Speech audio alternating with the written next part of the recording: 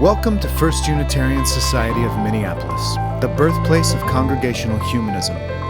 We carry on that tradition of free thought today, dedicated to promoting a free search for truth, meaning, and justice.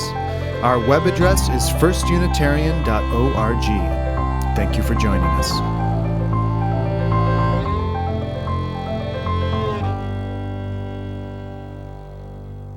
I'd like us to consider some one-word, one-phrase answers, responses, and you're going to have opportunity to just kind of shout them out, like as chaotic as you'd like or something like that. But I have a question for you.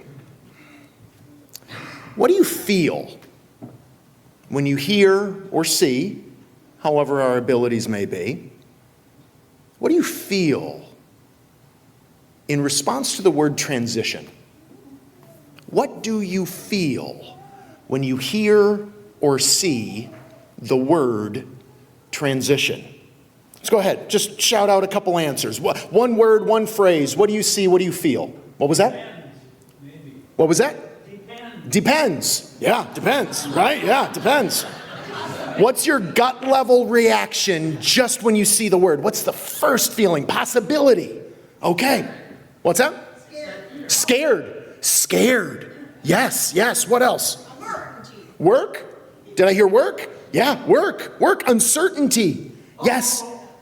What's that? Uh-oh. Uh-oh. Right? It's like that. Unavoidable. Right? Anxiety. Danger. Possibility. Anticipation. Okay, so notice, right, this mix, this influx of really positive, hopeful, exciting possibilities, woo, and together with holy bananas, right? I'm watching my mouth this morning, all of you, okay?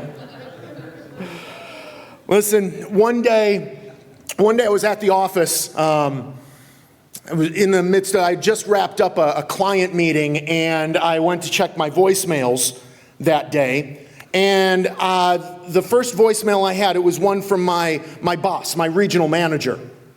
And I listened to it, and he says, "Hey, Drew, I'm so sorry I have to tell you like this. I was hoping to talk in person," he said. But I've decided to take another opportunity elsewhere, he said. And he was hoping to be able to take some time in the industry for my job, whatever.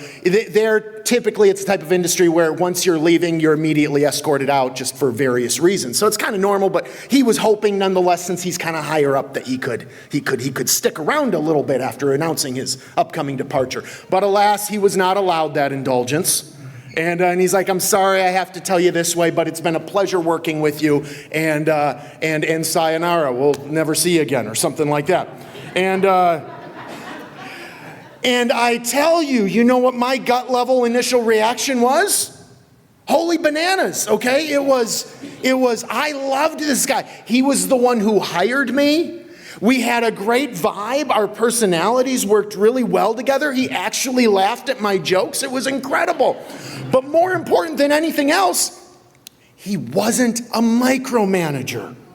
He just stayed out of my way, and his view was just to empower and support, and how you do your thing is up to you. Just get it done. And they stay out of the way, all right? Work whatever hours you want, do whatever you want. Just get it done. And so now all of a sudden I'm wondering, okay, on top of, I'm going to miss this guy. Is there going to be opportunity? Because it involved a move to Illinois. Am I going to see him again? Am I going to get to say goodbye? But on top of that, honestly, even worse than that was, how is this going to change everything I do at work, right? Now, the good news is that about 3-4 months later, they found his replacement. And it turned out it was a great replacement.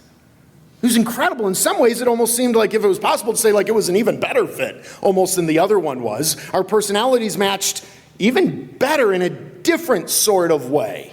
It was very different, but still matched really well. And he was even, if you could believe it, an even less of a micromanager.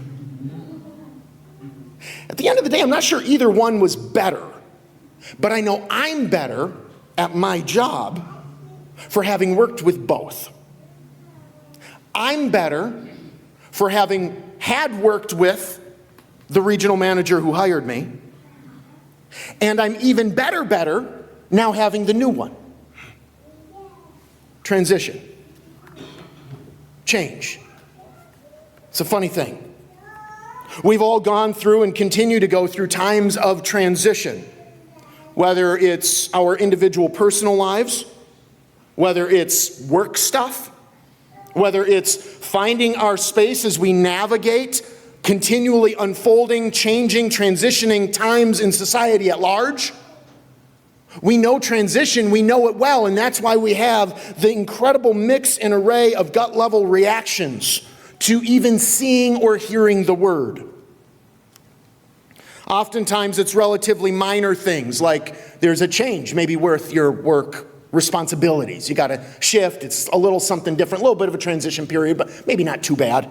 Sometimes it's deeply foundational transitions, deeply foundational things like taking action to present your exterior body, to bring your exterior body into better alignment with the reality of your deepest, truest self.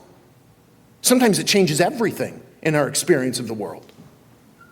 Sometimes it's a breakup, sometimes it's a new boss, sometimes it's just trying to navigate life without an existential crisis, right? But within all transition, well, let me say this, life, it changes. It keeps going, it moves, it throws things our way. Sometimes we're leading the charge, oftentimes we're just trying to keep up. Sometimes it is really exciting stuff, other times it's less so. But it is that mix. And in each of these, we oftentimes feel that wide range of emotions, don't we?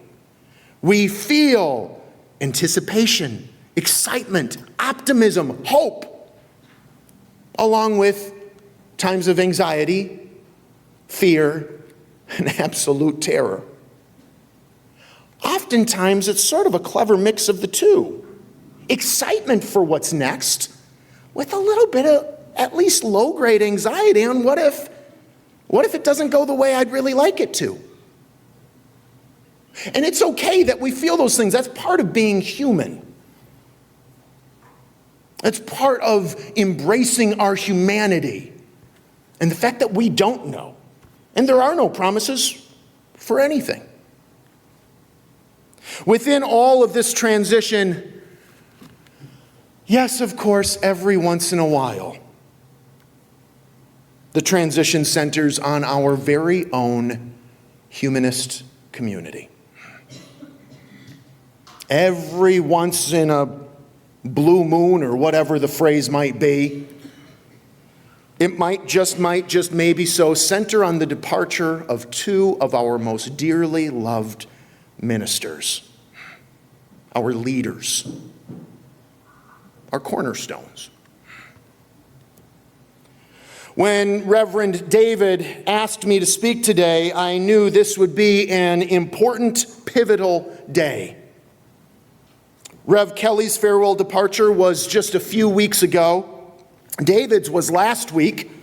And last Sunday, we shared a goodbye with both of them on their last Sundays with us. Now, they both continued working throughout this entire week as they finished out the month and their terms of service well. And now here we are, this first Sunday without them. This first Sunday at the beginning of our next chapter. And it only makes sense that we're feeling a whole variety, a whole array of emotions today. It only makes sense that we do. And so I'd like for us to simply take some time this morning to discuss, to think through, to consider, to think our way through all of this. Some initial thoughts at the beginning of what will be quite a journey ahead, right? And I'd encourage each of us as we sit here today, as we find ourselves in this space, to just take a moment to recognize that mix of emotion, those mix of responses, neither of them bad. I'll be honest, sometimes we come into a space like this on a day such as today, and we feel like, put on the happy smile, everything's roses. And we might not feel all of that, and that's okay. If we can't be fully human in our humanist community, then what the hell is it called humanist for? So I'd encourage each of us just right now, let's just take a collective breath, shall we? Just take a moment and take it in. Just sit here and just a collective breath.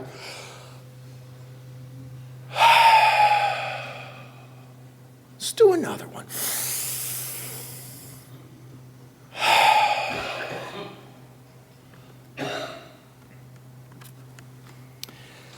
Everything I'd like to share this morning comes from a lifetime of experiences in ministerial transitions such as these. I'd invite you to raise your hand if you've ever been a part of a congregation in the midst of a ministerial or directorial search. Could be a humanist community, could be FUS, could be another just regular Christian church looking for a pastor. Raise your hand if you've ever been in a search like this before. Wow. I'm not quite counting, but it almost looks like it's more than half, maybe even more like 2/3. A lot of us. I too have gone through a number of searches. I joined my first search committee at the age of 17. Just a small little rural church, a couple hours north or so of here in Minnesota. As a minister, as a former minister myself, I've been on both sides of the search from the ministerial standpoint, both as the incoming minister, coming in with a mandate for change, as well as the outgoing minister. I've also seen a little bit of an interim minister. To be clear, I'm not here today to be anything other than to be here with you today. Reverend Dr. J. Exodus Hooper will be returning next week. Needed to do some traveling this week, somewhat spontaneous, I believe, and will be serving as what we call our summer minister, okay? Throughout, I believe, all of July and August. Our interim minister, an incredible human that I'm so excited about, Reverend Yulee. I believe if I have it right, I was on the board until a few weeks ago. Now I know nothing. Okay, I believe Rev Yulee is arriving at the beginning of August, but taking some time to settle in and just get to know folks. And I believe we'll start leading Sunday mornings in September, I believe. And Reverend Dr. J. Exodus Hooper will be leading us for July and August. I'm not the interim. I'm not the summer minister. I'm simply an old Baptist preacher who's just here to hang out and have some fun this morning, okay? But all this to say, I've seen a lot. We've seen a lot. But I've seen a lot of these searches through a lot of different lenses. I also led a nonprofit that worked with former religious leaders around the world on their transition out, as well as transitions to new things, right? I've seen lots of ministerial transition. And based on all of that experience, I can tell you this. We're going to be okay. FUS is going to be okay. In fact, I'm convinced that David and Kelli have set us up for an exciting chapter ahead, overflowing with unmatched opportunity. And that's not an overstatement. That's not an embellishment. I really do believe, with everything that I am, that David and Kelli have set us up for unmatched opportunity, for an exciting new chapter, a new chapter. And not to say anything about how easy it'll be to upstage the last one, because it wouldn't be. And I'm not sure I'd consider it upstaging. Both different, both their own, but continuing on to the next. Not 3 steps backwards, but continuing forward into the fullness of our humanism. We're going to be better than just okay. FUS will be better than just okay. It is now time for us, each of us, you and me, each of us in this room and online, and those of us celebrating over at the Pride Festival, Pride Weekend, those of us doing other things, off at cabins, just enjoying our humanity. That's humanism too, okay? It is now time, though, for each of us to stand up and continue carrying this congregation we love so dearly much forward for the next leg of the journey, for the next chapter of our story, for the next phase of our expansion and development as humans and as humans in community. As we continue to dwell within the humanist call of building a better world and living out a healthier humanity together. You know what? The one ritual, the one constant ritual that we do every Sunday, every week, there's one. It's this: the lighting of the chalice. The lighting of this flame. As we gather, we light it. As we depart, we extinguish it. Now, yes, we talk regularly about how it represents the light of truth, the light of justice. But historically, it represents so many different things. That's two of many symbols of this. This flame, notice how when we're here, it's lit. When we're not, it's not. In many ways, it represents the flame, the fire of humanity joining in community. It represents the fire that we each carry with us and that we put together and build together here in this space. And like any good fire, it kind of flickers a little bit, right? If you look at it, it flickers a little bit. Even just this tiny little flame, it's not a huge bonfire, it's just a tiny little one. And yet it still flickers and moves and it expands and it contracts and then it pushes back out again. And it's over here and then it's over there, constantly moving, constantly shifting, constantly changing shape and size and volume. And it has an impact on the material in its presence, doesn't it?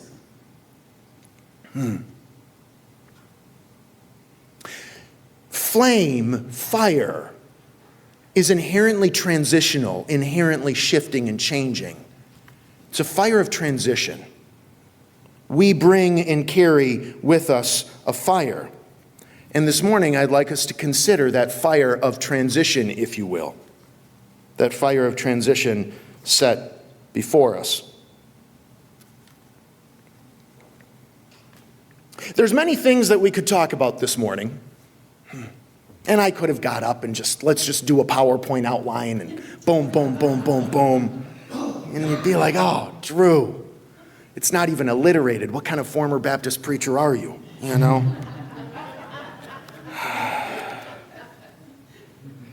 And I thought about, well, what do we talk about this morning? Where do we, as we set forward on this new chapter ahead of us? Right? What kinds of things? And I thought we could maybe take some time talking about expectations and the importance of the value. And this is true, the value of keeping our expectations open, because we each do come with a variety of previous experiences. Some transitions, like 2/3 of us raised hands about being in transitions, things like this, right? And some of those transitions have gone incredibly well. Some of them maybe not so much. And we carry with us, well, it went well because we did this, this, and that. Or it didn't go well because they did that, that, and this, right? And we have all these things. There's a value in just keeping our expectations open and just being community as we go through this process. We could also talk about, well, what do we do? What's our part in all of this? How do we take ownership into this next chapter? Thought about talking about that. I actually thought about talking about like 4 or 5 different types of things, which would have put this into an hour long, which I've preached for 90 minutes straight before, so I could do it. I'm not sure you could, okay? To be perfectly honest.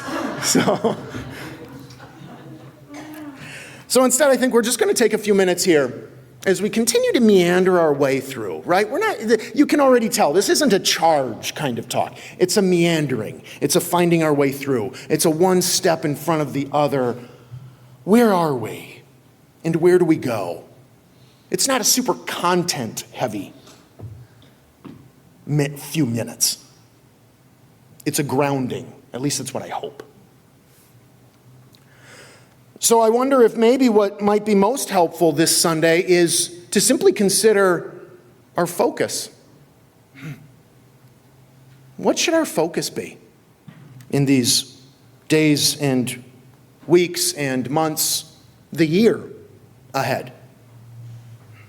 The fire of focus, just staring into that blaze that is us. There's this fantastic quote, I suppose, that is probably no strange, unfamiliar quote to many of us. Things that matter most must never be at the mercy of things that matter least. We've heard this before. It's Goethe, okay? Johann Wolfgang von Goethe, right? The famous 18th, 19th century German poet, playwright, novelist, etc., etc. Things that matter most must never be at the mercy of things that matter least. What matters most? What might our focus be in these days, weeks, months, year ahead? When Rev Yulie arrives in August as our interim minister, I'm sure she will have all kinds of wisdom on how we as a congregation, and I'm sitting there with you, how we as a congregation and as a community can best support the search process for the new senior minister, executive director. I'm sure Rev Yulie will have all kinds of wisdom to share with us. That is her area of expertise, interim ministry. But in the meanwhile, though, and really all throughout the process, I think this will very much so apply, I would suggest potentially the best thing we can do is to keep our focus on simply being humanist community. If that is our focus, simply being humanist community together, then this group will continue to thrive and expand and grow in all sorts of ways, experience all sorts of new things in our development as humans and as humans in community. If we keep this focus, simply being humanist community together, then this group will continue to thrive and expand with or without a senior minister at the helm every moment of every day. So, a focus on simply being humanist community together. I suppose we could break this out into two focuses, right? A focus on humanism, a focus on being healthy community, right? A focus on being community. Now, sometimes, and I hear that we all hear this a lot, well, what exactly does humanism mean, right? It can be such a complex thing. And sometimes I think we make it trickier than it really needs to be. How I like to define it, there's a couple different ways I like to define it. There's a longer version and a shorter version. I'll give you the shorter one, but both of them seem to be helpful as I work with different humanist communities around the country about our humanism. Real simple, really. Don't need to make it trickier or more complex than it needs to be. Building a better world while living out a healthier humanity together. That's humanism, folks. Building a better world, living out a healthier humanity together. That's it. Some folks like to add a lot of stuff about what you do or don't believe. Ultimately, building a better world, living out a healthier humanity together. That is humanism. I would encourage us, each of us, to spend these weeks and months ahead simply focused on how we can collectively, how we might together build a better world, how we might individually and together live out a healthier humanity. But then there's that word together that comes in there, right? Building a better world, living out a healthier humanity, together. That word together, it leads us to this idea of community without us even asking for it, okay? Healthy humanity in community. Charles Vogel, he works with organizations, nonprofits around the country, well, around the world, in helping nonprofits. Many of them are congregational in setting. Most of them are not, okay? But helping nonprofits and different groups, different folks, helping them intentionally build genuine community, genuine intentional community. And he works with them to help them do this. And in his book, The Art of Community, this is something he has to say. He says, when we see that others are concerned about our own welfare, when we see or feel, experience that others are concerned about our own welfare, we then invest in building community with them more fully. We then invest in building community with them more fully. And we then feel more connected. We have communities in our lives. We each have many types of community. This can never can be. Some congregations try and make it and they always fail. This can never be the only source of community in your life. Okay? Charles goes on to say, he says, we have communities in our lives that don't have formal membership. We have communities in our lives that don't have formal membership, but to which we nonetheless feel connected. Why? Because of perceived mutual concern. Perceived mutual concern binds us more than anything else will. And then Charles goes on to list examples. The neighbors on your street or in your apartment building, your pickup sports friends, okay? I'm not a huge sports ball guy, but I think he's talking about just spontaneous games, okay? Even the people you know on your commute that you see every day. Community just happens out in the wild of life. How do we foster community here? How do we build beyond ourselves and into one another here or wherever the here takes us as we make our way into the world? Not for marketing, not for numbers, not for dollars, but for the sake of sharing life together. The sake of living life together and not having to go it alone. How do we do this? Well, being a humanist community, our mission statement is this. Our mission statement, it centers on this idea. It centers on this idea of being a congregational humanist community that is doing three things. That is, one, fostering a space for knowledge and meaning. Fostering a space for knowledge and meaning. While also being a community that is striving for justice. While also being a community that is in service almost to three spheres. In service to one another. In service to the whole of the Twin Cities. In service to the world beyond all of this. Being a congregational humanist community that is fostering knowledge and meaning, striving for justice, and serving one another, the Twin Cities, and beyond. I wonder how. I wonder how this search, and eventually the new leader, I wonder how this search and eventually the new leader might empower us to do all of that more fully.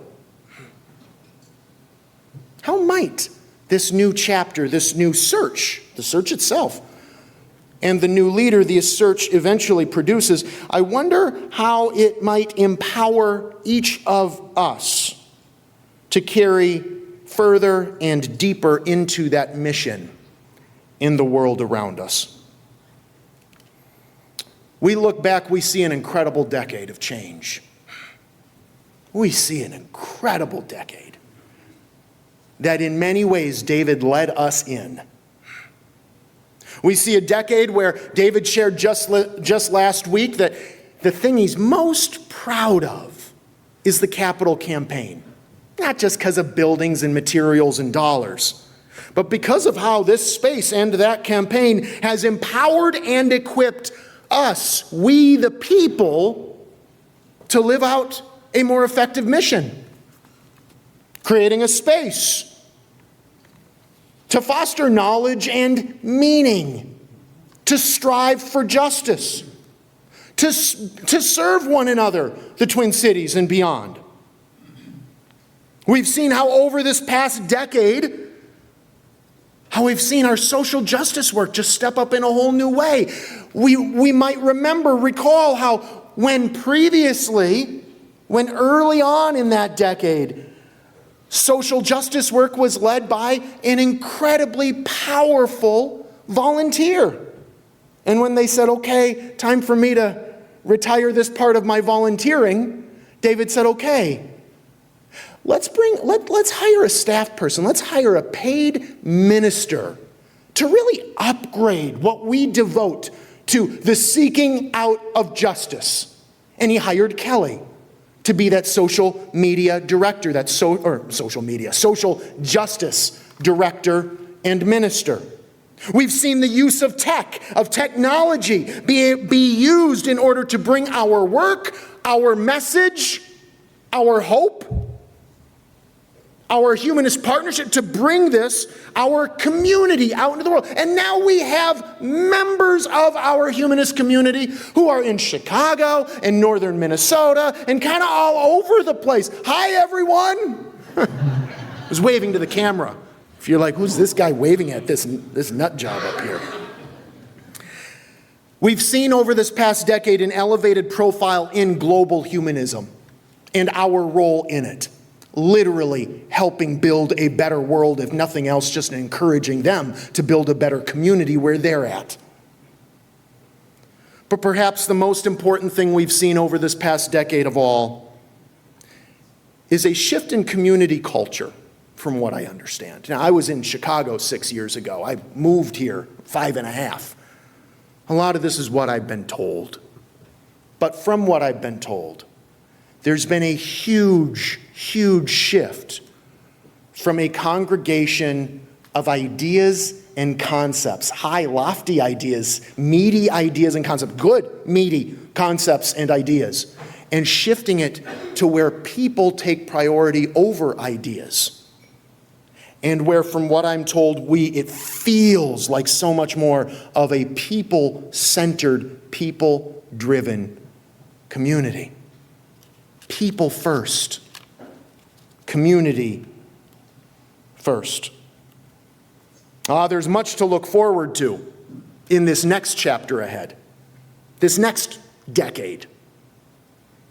But for now, but for now, we simply support that continuously developing work. How? By simply being. By keeping our eyes focused on what's already right in front of us, without some really cool new leader to come and bring new ideas. No, by us simply being who we are, that doesn't change. Being humanist community together, building a better world, living out a healthier community together. There is much that will be done in the weeks and months ahead. Much work remains for the Board of Trustees, for the coming interim minister, for the eventual search committee. Finding a new minister is just one of many, many things. But make no mistake, folks and family, you are the humanist community that calls itself First Unitarian Society. And you are its future. Thank you.